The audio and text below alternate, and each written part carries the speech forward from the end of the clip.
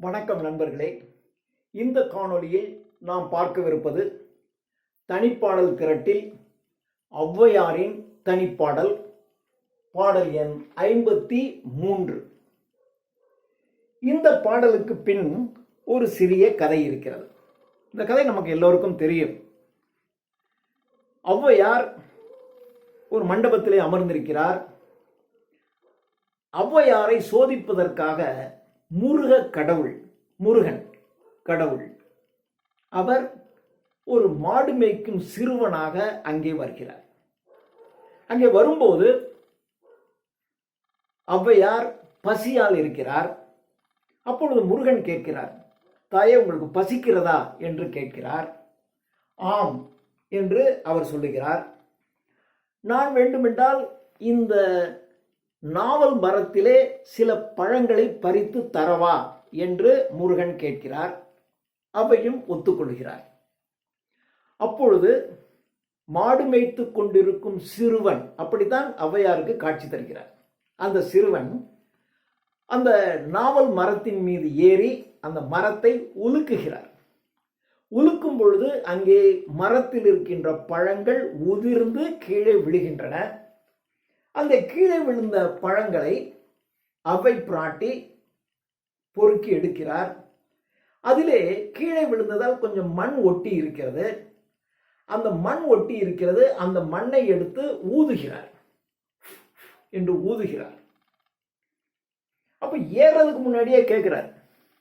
அந்த மரத்தில் ஏறுவதற்கு முன்பாகவே, தாயே உங்களுக்கு சுட்ட பழம் வேண்டுமா சுடாத பழம் வேண்டுமா என்று கேட்கிறார்.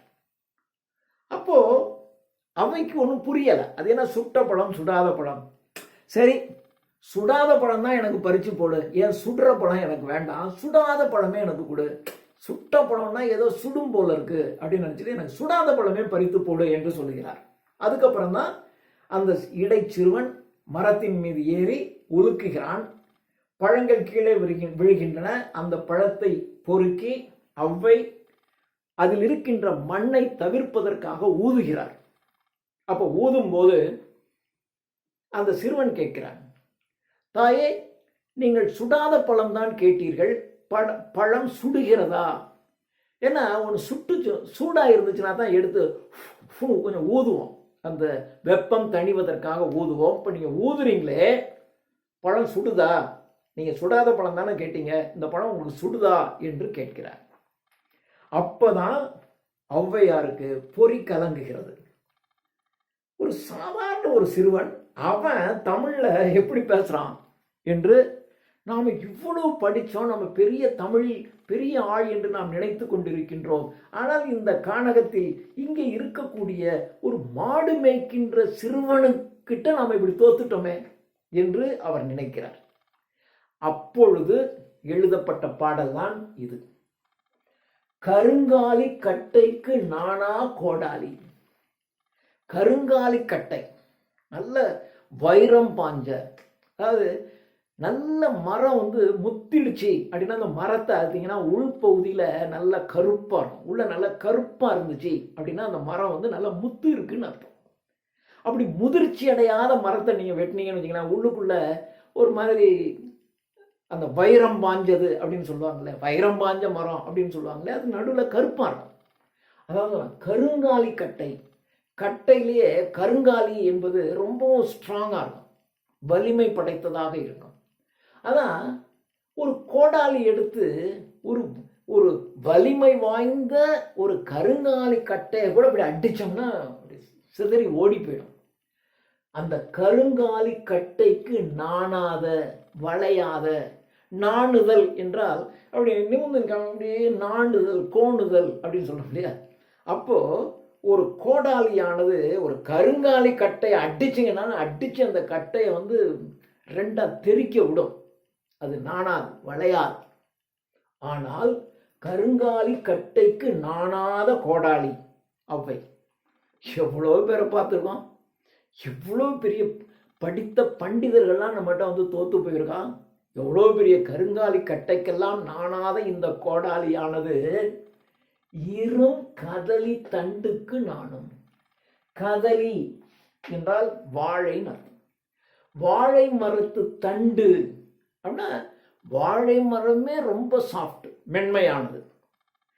அதை அந்த அந்த வாழை மரத்தின் பட்டைகளை உரிச்சிட்டு உள்ளுக்குள்ள இருக்க தண்டு பகுதி பார்த்தீங்கன்னா அது சும்மா கையால் எப்படி முடிச்சிடலாம். ஒரு வாழை மரத்தை நம்ம கையால் முறிக்க முடியாது, மென்மையானது. அந்த வாழை மரத்தின் பட்டைகளை உரித்து உள்ளே இருக்கக்கூடிய தண்டை எடுத்தால் சும்மா கையிலேயே இப்படி முறிச்சிடலாம். அப்படித்தான் இருக்கும், அவ்வளவு மென்மையானது அது. அந்த அந்த இரும் கதலி தண்டுக்கு நானும். எப்போ இரும் துருப்பிடிச்சு போச்சுன்னா, துருப்பிடித்து பயனற்று போய்விட்டால் அந்த கோடாலியானது ஒரு வாழை மரத்து தண்டை வெட்டினீங்கன்னா கூட அதை வெட்டாது, அது ஒழுங்கா வெட்டாது, இது வளைஞ்சிக்கிட்டு நிற்கும். கருங்காலி கட்டைக்கு நாணாத கோடாளி இருங்கதலி தண்டுக்கு நானும்.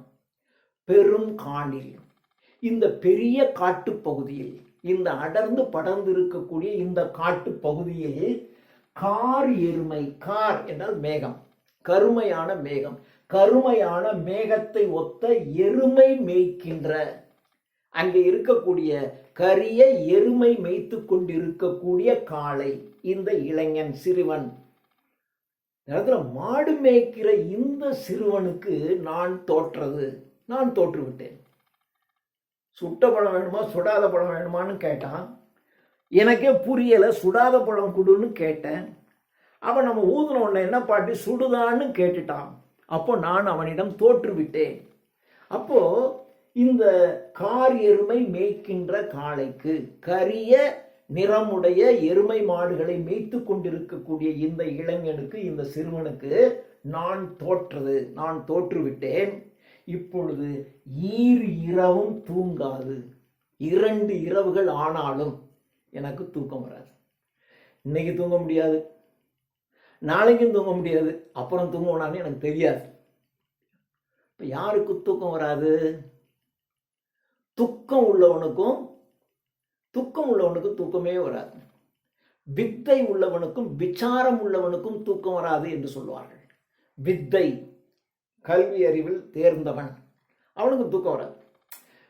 ஒரு கல்வி அறிவில் தேர்ந்தவன் அது என்ன, இதை பார்த்துட்டு அப்படியே இருக்கான். உடனே அவன் அதை பற்றி சிந்திப்பான். அடுத்தது அதை பற்றி இதை பற்றி இப்படி யோசிச்சுக்கிட்டே இருப்பான். அவனுக்கு சாதாரண தூக்கம் வராது. ஒன்றை தெரிந்து கொண்டால் அதை பற்றி மேலும் தெரிந்து கொள்ள வேண்டும், இன்னும் இதை பற்றி தெரிந்து கொள்ள வேண்டும் என்று அவனுக்கு அந்த ஆர்வ மிகுதியினால அவனுக்கு தூக்கமே வராது. வித்தை உள்ளவனுக்கும் தூக்கம் வராது. விசாரம்னா துன்பம் உள்ளவன், வருத்தம் உள்ளவனுக்கும் தூக்கம் வராது. இப்போ இவங்களுக்கு வருத்தம் வந்துருச்சு. இவங்கிட்ட போய் நான் தோத்துட்டனே. இரவும் தூங்காது என் கண், என்னுடைய கண்ணானது குறைஞ்சது 2 இரவுகள் என்னால் தூங்க இயலாது என்று அவ்வை பாடுவதாக எழுதப்பட்ட பாடல் இது. நன்றி.